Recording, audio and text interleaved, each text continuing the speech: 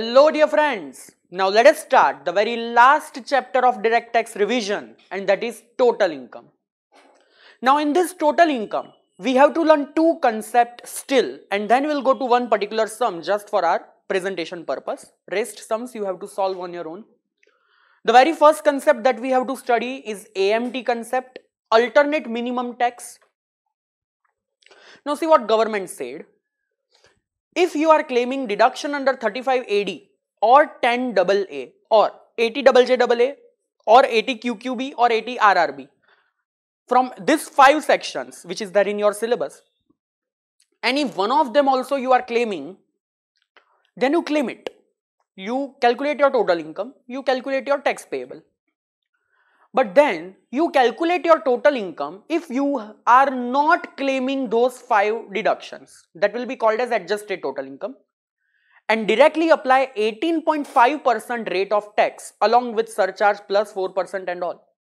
And see which tax is coming higher. You have to pay that higher tax. That is called the alternate minimum tax concept. See, this concept is applicable while calculating tax payable, not while calculating total income. This is point number 1. Point number 2, it is applicable only when you have claimed the deduction of 80 JJAA, 80 QQB, 80 RRB, 35 AD or 10 AA. If you have not claimed, AMT not applicable. If you have claimed and you are a firm or LLP, AMT applicable. If you have claimed and you are individual HUF, AOP, BOI, AJP whose adjusted total income is more than 20 lakh, then also AMT concept will be applicable. So I can say that whether you have claimed 10 AA, 35 AD, 80 wala sections, if you are firm and LLP, by default AMT applicable. If you are slab rate wala person, individual HUF, AOP, BOI, AJP, whether your adjusted total income is less than or equal to 20 lakh, then AMT not applicable. If it is more than 20 lakh, yes, AMT will be applicable. Now, what is alternate minimum, what is adjusted total income? It is basically your total income. Then add the deductions of JJAA, QQB, RRB, add the deduction under section 10 AA, add the deduction of 35 AD. But while you are adding the deduction of 35 AD, remember you have to deduct the notional depreciation. Because if 35 AD is not claimed, normal depreciation is available. The balance will be called as adjusted total income. So first I will calculate total income. Step 2 I will calculate what is the normal tax payable.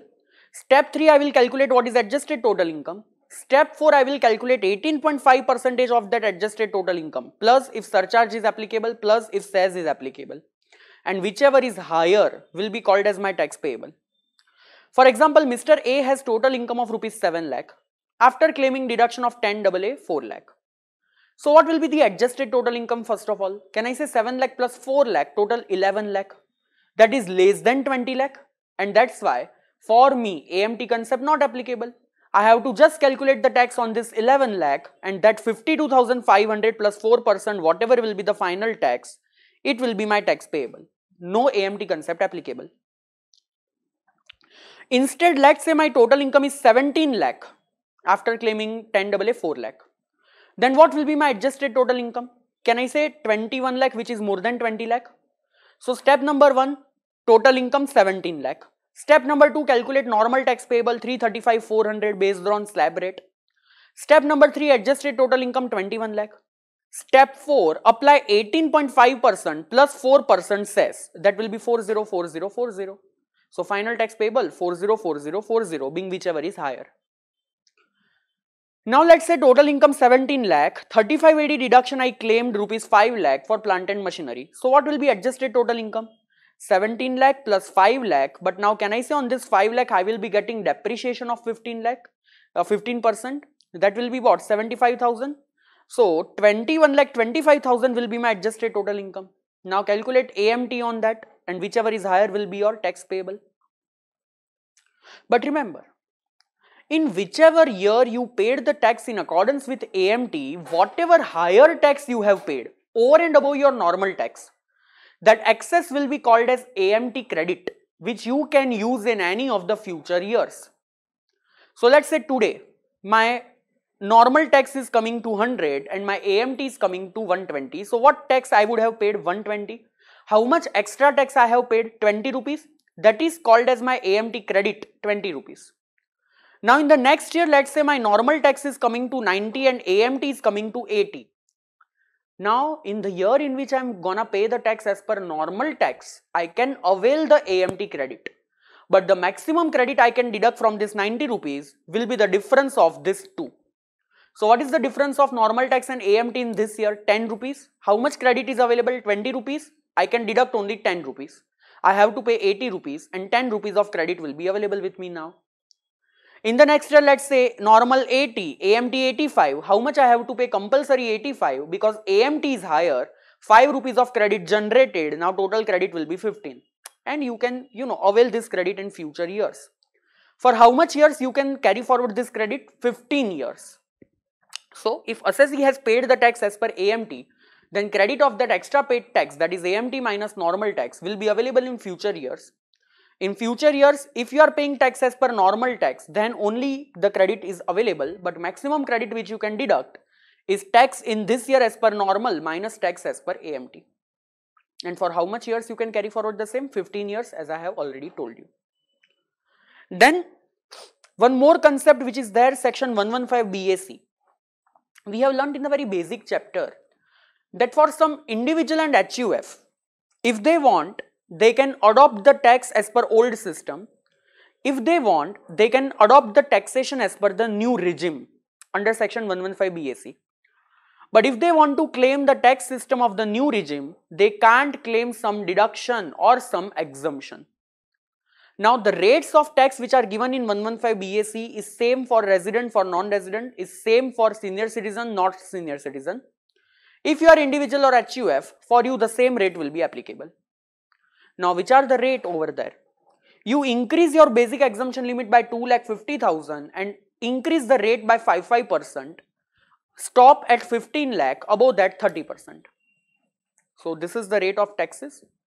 This is the optional tax. Now if you don't have PGBP income, then every year you can change your taxation system. But if you have the PGBP income, then whatever system you adopted now, it will become full and final. In the future, only once you can change it. But once you will change that, in future now, no time you can change, it will be final. So who is not having PGBP income can change it every year. The person who is having PGBP income can change it only once, and then it will be final. Now when you are adopting 115 BAC, there will be no change in rebate, surcharge or special rate income. It will be totally as it is. And the option to adopt 115 BAC compulsorily to be excised on or before the due date of 139(1). If you fail to adopt that, it means you are going with the old system only. Now which deduction and exemptions are there which are not allowed? Leave travel concession, section 10 clause 5. House rent allowance, section 10 clause 13A.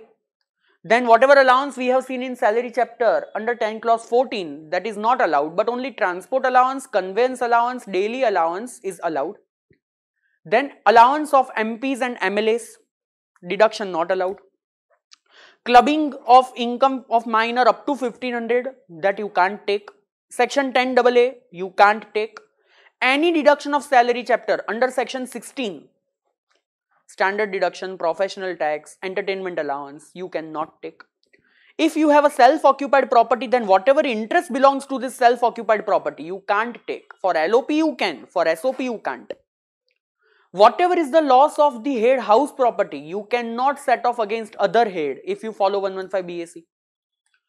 Whatever is the loss belonging to any of the expense which are restricted in this list, if this loss belongs to this expense, that loss also you can't set off this year.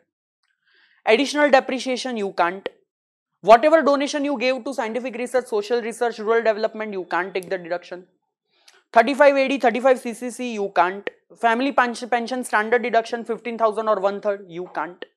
Entire deduction chapter, you cannot. Only two exceptions are there, 80 CCD to 80 JJAA. 80 LA you will learn in CA final. And the whole AMT concept also not applicable if you are exercising this option. Whole AMT concept not applicable. Now let us do one of the question of total income chapter, so that just for understanding and presentation purpose. Remember, in total income chapter where the PGBP is the main element of the question, your answer should always start with PGBP. And in that also net profit as per P&L. Now how to read the question? Always go in reverse U. First income side, then adjustment, then debit side. Always in this manner you read the question, it will be easy for you. First, always read the first line and the last line of the question so that you better understand what they want us to present. Dr. Niranjana, a resident individual aged 60 years, running a clinic in Surat. Her income expenditure is as below. And after the entire adjustment they have given from the above, compute the total income of Dr. Niranjana under regular provision if she has not opted for 115 BAC. Now understand, over here we are supposed to find out the total income. Always the PGBP answer will start with net profit as per P&L, which in this question is 4,40,400. Now on the credit side, consultation and medical charges, that is a PGBP income not to be reduced. Income tax refund 5450, in that principal is 5,000, interest is 450. Can I say the entire 5450 is not a business income? You have to reduce the entire 5450. But from that 5,000 will never be taxable in any other head also, whereas the 450 rupees of interest will be taxable under the head IFOS. So 450 will be taxable under which head? IFOS. Then dividend from units of Unit Trust of India 10,500. Can I say it is gross amount? But it is a IFOS income. So I will add 10,500 in IFOS, but from PGBP income I will reduce this. Then winning from game show on TV, net of TDS, net amount 35,000 credited to P&L. So from PGBP I will deduct 35,000. But into my IFOS how much I will add? Gross 50,000. Understanding this?